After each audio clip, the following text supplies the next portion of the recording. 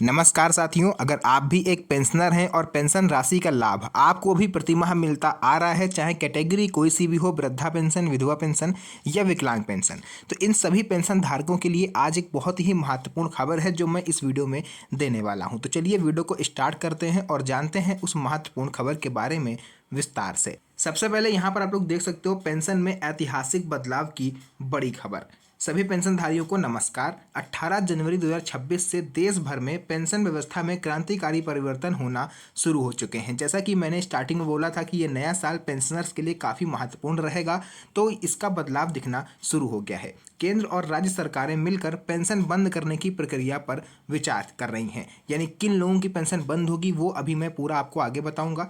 यदि आपको या आपके परिवार के किसी भी सदस्य को वृद्धा पेंशन, विधवा पेंशन या विकलांग पेंशन मिल रही है, तो इस समय ये समय है कि अब आप सावधान हो जाएं। अब सख्त सत्यापन के बाद ही आपको पेंशन मिलेगी और यह कोई अफवाह नहीं बल्कि ज़मीनी हकीकत है। और इसका जो सत्यापन है वो कई राज्यों में शुरू भी हो चुका है। अभी आपको पता नहीं चलेगा जब आपकी पेंशन आना बंद हो जाएगी, इसके बारे में तब आपको जानकारी होगी कि सरकार ने आपकी पेंशन क्यों बंद करी।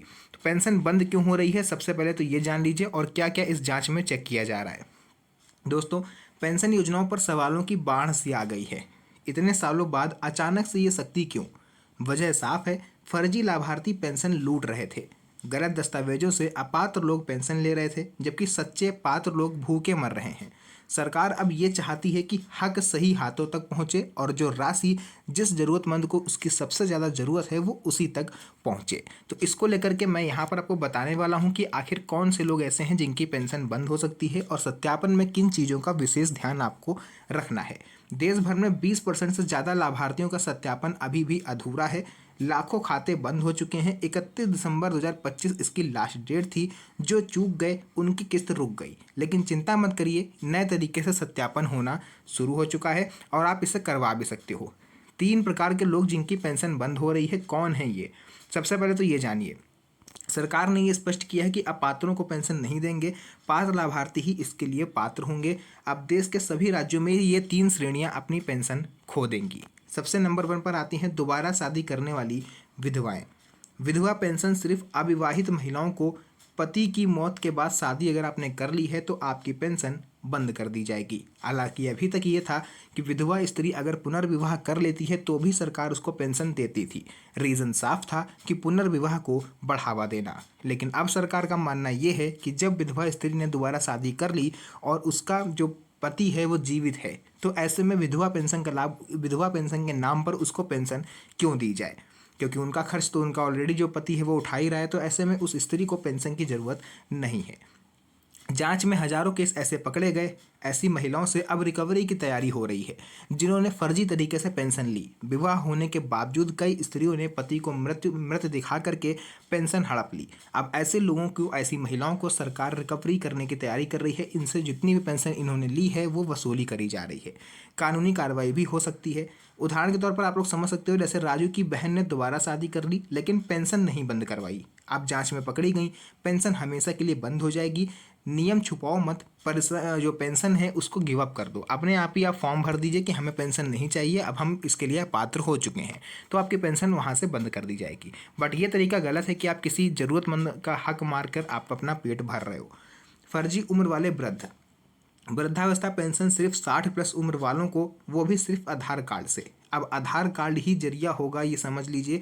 अगर आधार कार्ड के हिसाब से आप 60 साल के पूरे नहीं हुए हो, रियल में दिखने में चाहे 75 के हो चाहे 80 के हो, बट आधार कार्ड के हिसाब से अगर आप 60 साल के पूरे नहीं हुए हो तो आपको पेंशन नहीं मिलेगी। वोटर कार्ड, राशन कार्ड अब अमान्य हो रहे हैं पेंशन में उम्र के तौर पर। आधार में अगर 59 साल है तो पेंशन आपकी बंद हो जाएगी। उदाहरण के तौर पर समझिए, जैसे राजू का आधार कार्ड में 59 वर्ष लिखा हुआ है और उसका जो वोटर आईडी कार्ड है वो 70 वर्ष में उसमें लिखा हुआ है, यानी दोनों ही कार्डों में उम्र का गैप है। तो जो पेंशन है वो उन्होंने वोटर कार्ड से बनवाई थी, तो अब सत्यापन हो रहा है और आधार कार्ड के हिसाब से आप 59 साल के हो तो आपकी पेंशन बंद कर दी जाएगी। और फर्जी उम्र पर सख्ती बरती जा रही है और ऐसे लोगों पर कानूनी कार्रवाई भी होगी।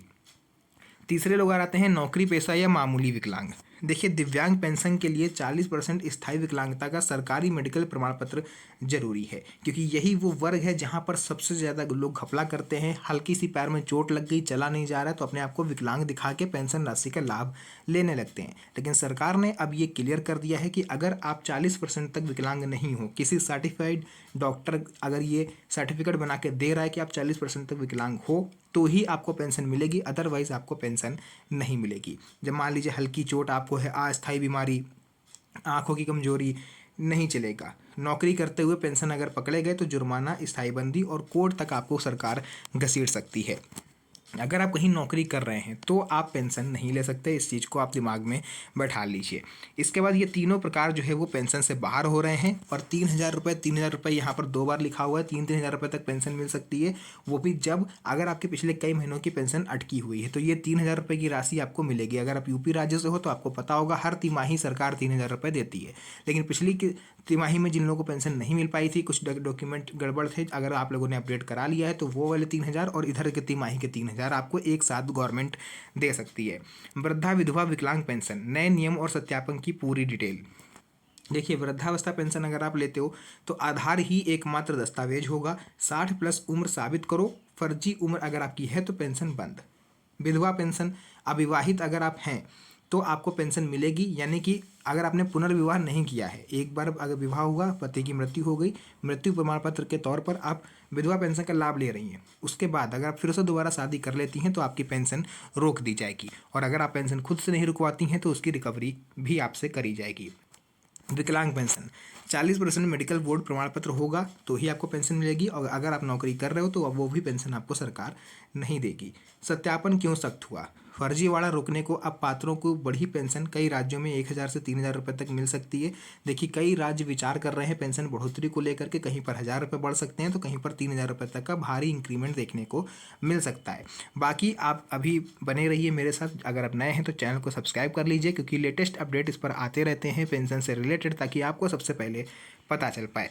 सत्यापन नहीं हो रहा है, ई मित्र CSC फेल या नया तरीका अपनाइए। अगर आपका सत्यापन नहीं हो पा रहा है खुद से, तो कई पेंशनधारी ये चीज़ बोल रहे हैं फिंगरप्रिंट आइरिस काम नहीं कर रहा है, चक्कर लगा रहे हैं, तो घबराइए नहीं, नया नियम आ चुका है।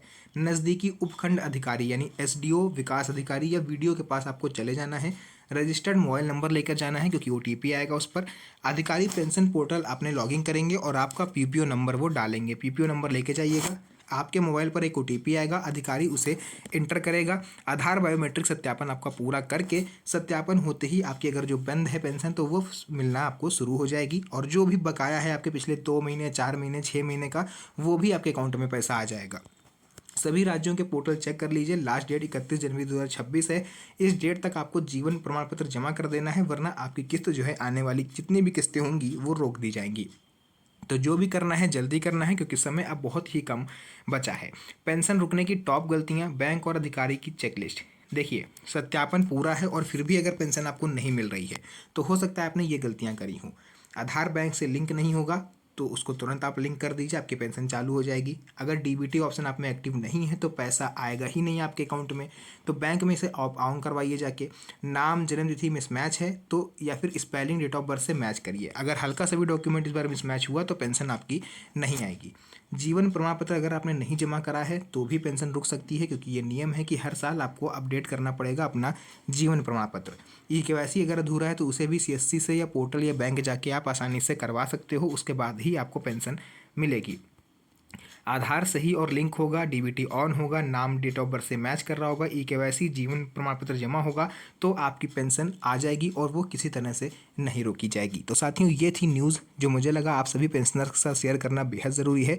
बाकी आप लोग परेशान मत होइए, सरकार पेंशन वृद्धि पर भी विचार कर चल रही है। कई राज्यों में 1,000, कहीं पर 1,500, कहीं पर 500, कुछ ना कुछ इंक्रीमेंट आपको देखने को मिल सकता है। तो चलिए, जो भी खबर थी मैंने आपको बताया। वीडियो पसंद आई हो, वीडियो को लाइक करके चैनल को सब्सक्राइब जरूर कर लीजिएगा, क्योंकि इस तरह की वीडियोज़ मैं आपके लिए बनाता रहता हूं। तो मिलते हैं आप सभी से नेक्स्ट वीडियो में, एक और अच्छी इंटरेस्टिंग मज़ेदार वीडियो में। तब तक के लिए धन्यवाद। जय हिंद।